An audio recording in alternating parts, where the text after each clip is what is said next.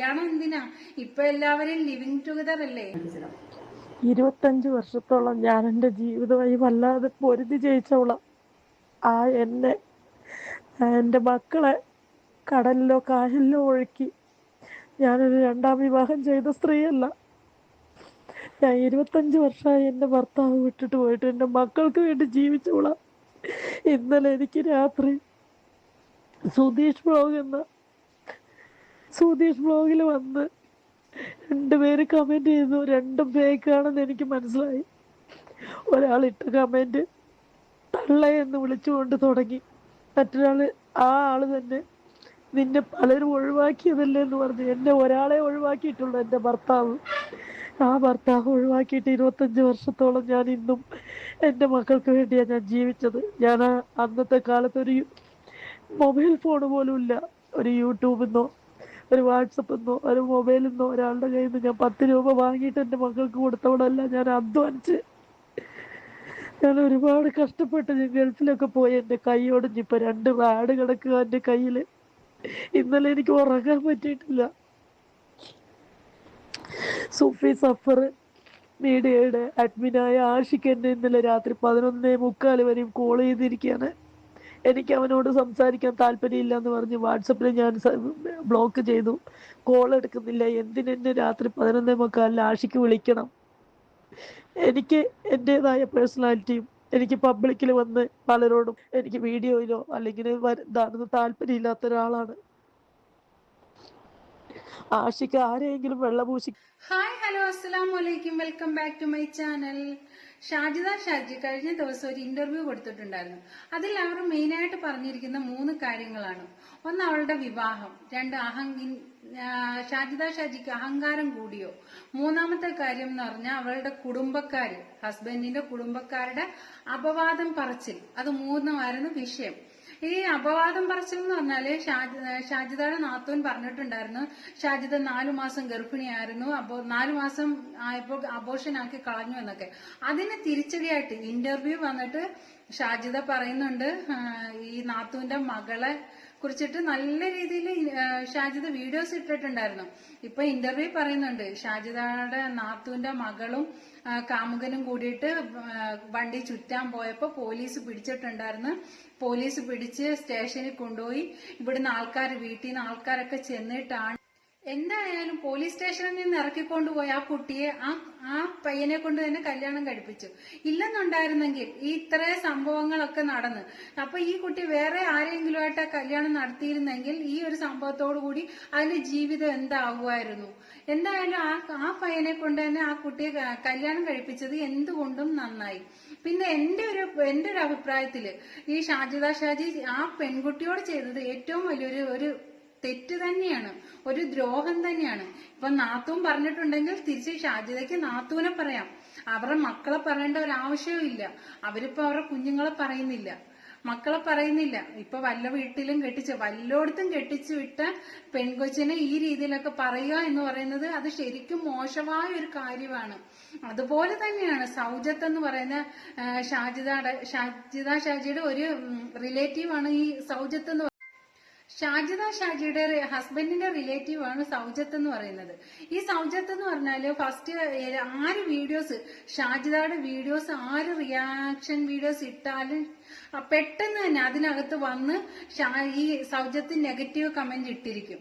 എനിക്കും വന്നിട്ടുണ്ട് negative comment. ഈ സൗജത്തിന്റെ നെഗറ്റീവ് കമന്റ് എനിക്കും വന്നിട്ടുണ്ട്. എനിക്ക് മാത്രമല്ല പലരുടെയും അക്കൗണ്ട് പരിശോധിച്ചാൽ നമുക്ക് കാണാൻ കഴിയും ഈ സൗജത്തിന്റെ നെഗറ്റീവ് കമന്റ്. അവരെ ഈ റിയാക്ഷൻ വീഡിയോ ചെയ്യുന്നവരെല്ലാം ഈ സൗജത്ത് ഓടി നടന്ന് ഓരോന്നോരോന്ന് ഒരാൾക്ക് വേണ്ടിയിട്ട് ഓടി നടന്ന് എല്ലാവരോടും വഴക്കുണ്ടാക്കാൻ നിൽക്കരുത്. കാരണം അവരുടെ ക്യാരക്ടർ എങ്ങനെയാണെന്നൊന്നും നമുക്ക് മനസ്സിലാവില്ല. പെട്ടെന്നൊന്നും ആർക്കും മനസ്സിലാവും ഒരാളുടെ ക്യാരക്ടർ പെട്ടെന്നൊന്നും ആർക്കും മനസ്സിലാവാൻ ഒരു ചാൻസും ഇല്ല. പക്ഷെ ഇവര് ഓടി നടന്നെങ്കിൽ നെഗറ്റീവ് പറയുമായിരുന്നു. റിയാക്ഷൻ വീഡിയോ ചെയ്യുന്നവർക്ക് എത്രയോ അവർ നെഗറ്റീവ് പറച്ചില് അവർക്കുണ്ടായിരുന്നു. എന്തായാലും ഇപ്പൊ അവരുടെ ഒരു വീഡിയോ ഒരു വോയിസ് ഇപ്പൊ പുറത്തു വിട്ടിരിക്കുകയാണ്. അവര് പറയും ഷാജിദയെ കുറിച്ചിട്ട്. ഇപ്പം ഏറെക്കുറെ സൗജത്തിന് മനസ്സിലായിട്ടുണ്ട് ഷാജിദയുടെ ക്യാരക്ടറൊക്കെ. അതുകൊണ്ട് കുറച്ചൊക്കെ വോയിസ് അവർ പുറത്തു വിട്ടിട്ടുണ്ട്. അവര് സങ്കടത്തോടു കൂടിയൊക്കെയാണ് പറയുന്നത്. എന്തായാലും നമുക്ക് ആ വോയിസ് ഒന്ന് കേട്ടു നോക്കാം.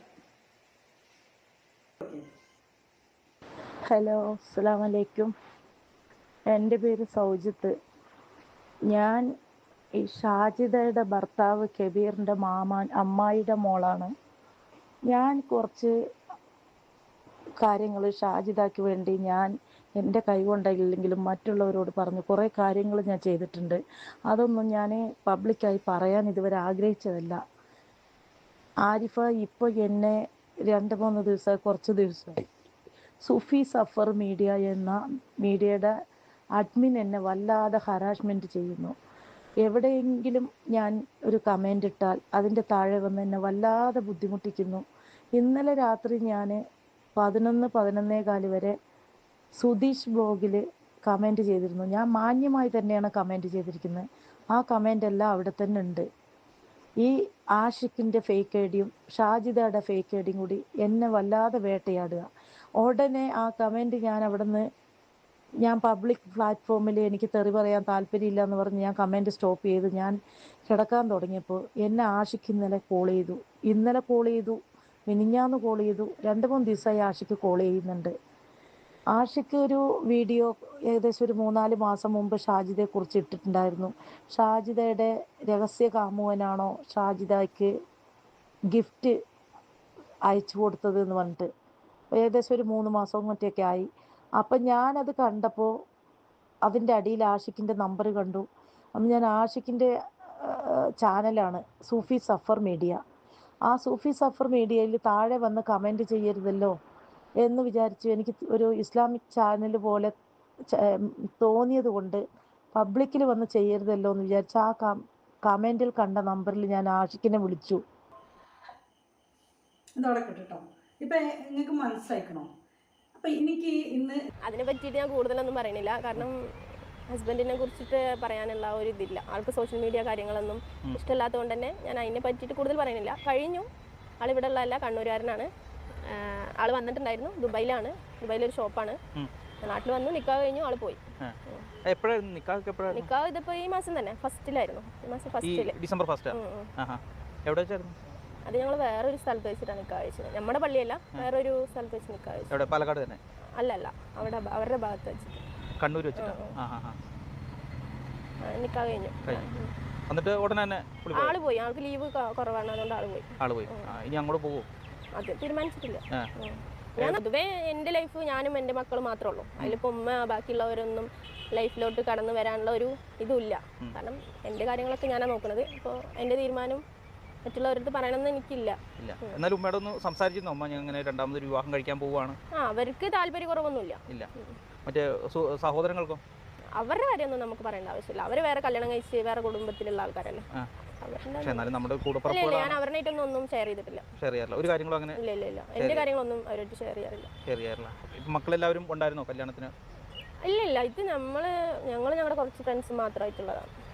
പിന്നെ ഷാജിദ പറയുന്ന ഒരു കാര്യമാണ് ഷാജിദയുടെ വിവാഹം. തന്നേക്കാൾ 8 വയസ്സ് പ്രായം കുറവുള്ള ഒരു പയ്യനെയാണ് ഷാജിദ വിവാഹം കഴിച്ചിരിക്കുന്നത്. അപ്പോ ഓക്കെ, അത് അവരുടെ ഇഷ്ടം. പ്രായം കൂടിയതിനെയോ കുറഞ്ഞതിനെയോ ഒക്കെ കല്യാണം കഴിക്കാൻ അവരവരുടെ ഇഷ്ടമാണ്. പക്ഷേ ഈ ജമാഅത്ത്, ഷാജിദയുടെ ജമാഅത്തോ അതോ ആ പയ്യന്റെ ജമാഅത്തോ ഒന്നും അറിയാതെയാണ് വിവാഹം. അതെന്തൊരു വിവാഹമാണ്! ഈ കാലഘട്ടത്തില് വിവാഹ തട്ടിപ്പ് എന്നൊക്കെ പറഞ്ഞിട്ട് കുറേ ന്യൂസുകളൊക്കെ നമ്മൾ കേൾക്കുകയും കാണുകയൊക്കെ ചെയ്യുന്നുണ്ട്. ആ ഒരു ന്യൂസ് വന്ന് കുറെ ആൾക്കാർ ഇങ്ങനെയൊക്കെ കരഞ്ഞ് നിലവിളിച്ച് അങ്ങനെയൊക്കെ ജീവിക്കുന്ന ആൾക്കാർ വരെ ഉണ്ട് നമുക്കിടയിൽ. അതിനിടയ്ക്കാണ് ഈ 5 മക്കളുടെ ഉമ്മയായ ഷാജിദയെ കല്യാണം പോലും കഴിക്കാത്ത ഒരു പയ്യൻ കല്യാണം കഴിച്ച് അവരുടെ വീട്ടിൽ പോലും അറിയാതെ, അത് പള്ളി കമ്മിറ്റിക്കാരറിയാതെ, ഇവിടുത്തെ പള്ളി കമ്മിറ്റിക്കാരൊന്നും അറിയാതെ കല്യാണം കഴിച്ചു എന്നൊക്കെ പറഞ്ഞു വരുന്നത്. ശരിക്കും എല്ലാം അറിഞ്ഞിട്ടാണ് വന്നത്. അവനിക്ക് എല്ലാ കാര്യങ്ങളും അറിയാം. എൻ്റെ എല്ലാ കാര്യങ്ങളും അറിയാം, എൻ്റെ മക്കളുടെ കാര്യങ്ങൾ അറിയാം, എൻ്റെ കുടുംബത്തിൻ്റെ കാര്യങ്ങൾ അറിയാം. എന്നെ വീഡിയോയിൽ ഡെയിലി കാണുന്നതാണ്. എൻ്റെ എല്ലാ വീഡിയോസും കാണും. അപ്പോൾ അവനിക്ക് എൻ്റെ എല്ലാ കാര്യങ്ങളും അറിയാം. എൻ്റെ എല്ലാ സങ്കടം അറിയാം, സന്തോഷം അറിയാം, എല്ലാ കാര്യം എനിക്കറിയാം. പക്ഷേ ഈ സോഷ്യൽ മീഡിയ പറഞ്ഞ സംഭവം എനിക്ക് ഇഷ്ടമല്ല. യൂട്യൂബ് കാര്യങ്ങളൊന്നും എനിക്ക് ഇഷ്ടമല്ല. പക്ഷെ ഞാൻ പൊതുവേ അതിൽ വന്നിറങ്ങിയത് കൊണ്ട് എനിക്ക് എതിർപ്പില്ല. ഞാൻ ചെയ്യണോണ്ട് എനിക്ക് എതിർപ്പില്ല. അത്രേ ഉള്ളൂ. എങ്ങനെയായിരുന്നു നിങ്ങൾ തമ്മിൽ ആദ്യമായിട്ടൊന്ന് കണ്ടുമുട്ടിയത്? ഫോണിലൂടെ തന്നെയാണ്, ഇൻസ്റ്റഗ്രാമിലൂടെയാണ് പരിചയപ്പെട്ടത്. എന്താ പറയാ, ഈ പറയുന്ന പോലെ സോഷ്യൽ മീഡിയ എനിക്ക് ഇഷ്ടമല്ല. പക്ഷെ ഇൻസ്റ്റഗ്രാമിലൂടെ എനിക്ക് മെസ്സേജ് അയച്ചത്. അതെങ്ങനെ മെസ്സേജ് അയച്ചെന്ന് വെച്ചാൽ എൻ്റെ ഇക്കാൻ്റെ ഒരു ഫോട്ടോ ഇട്ടിട്ട് ഞാൻ എൻ്റെ ഒരു സങ്കടം ഞാൻ ഇൻസ്റ്റാഗ്രാമിൽ സ്റ്റോറി ഇട്ടിട്ടുണ്ടായിരുന്നു. ആ സ്റ്റോറിക്ക് അവൻ ലൈക്ക് ചെയ്തിട്ട് സ്റ്റോറിയിൽ അവൻ എന്താ സംഭവം, അവൻ മരിച്ചത് അറിയില്ല, അവൻ എന്താണ് വിഷയം എന്ന് ചോദിച്ചിട്ട് എനിക്ക് മെസ്സേജ് ഇട്ടു. അപ്പോൾ ഞാൻ സ്വാഭാവികമായിട്ടും കാര്യങ്ങളൊക്കെ അങ്ങനെ പറഞ്ഞു. അതിന് മുന്നേ അവൻ എനിക്ക് എൻ്റെ ഫ്രണ്ട് പറഞ്ഞാൽ എന്നെ ഫോളോ ചെയ്ത ഒരാളാണ്. അപ്പോൾ എൻ്റെ വീഡിയോസ് ലൈക്ക് അടിക്കലും കാര്യങ്ങളൊക്കെ ഉള്ള ആളാണ്. അപ്പോൾ ഇങ്ങനെ ഇക്ക മരിച്ച കാര്യങ്ങളൊക്കെ ചോദിച്ചപ്പോൾ ഞാൻ എൻ്റെ കാര്യങ്ങളൊക്കെ പറഞ്ഞു, ഇങ്ങനെയാണ് ഇക്ക മരിച്ചു, അങ്ങനെയൊക്കെ കാര്യങ്ങളൊക്കെ പറഞ്ഞു. അങ്ങനെ അവൻ പിന്നെ എനിക്കൊരു സാമ്പത്തികമായിട്ടുള്ളൊരു പ്രശ്നം വന്നിട്ടുണ്ടായിരുന്നു, ഇക്കാൻ്റെ കടങ്ങൾ കാര്യങ്ങൾ, അതിലൊക്കെ എന്നെ അവൻ സഹായിച്ചു, പൈസ അയച്ചു തന്നു, കടം വീട്ടാൻ വേണ്ടി പൈസ അയച്ചു. അങ്ങനെയൊക്കെയാണ് ഞങ്ങൾ തുടർന്ന് അന്ന് നമ്മൾ ഫ്രണ്ട്സായിട്ട് ഇങ്ങനെ പോയിട്ടുണ്ടായിരുന്നു, കണ്ടിന്യൂ ചെയ്ത് പോയിട്ടുണ്ടായിരുന്നു, കുഴപ്പമൊന്നുമില്ലാണ്ട്. പിന്നെ അവൻ കൂടുതലായിട്ട് നമ്മൾ സംസാരിക്കാനും കാര്യങ്ങളൊക്കെ തുടങ്ങിയപ്പോൾ അവൻ അടുത്തു.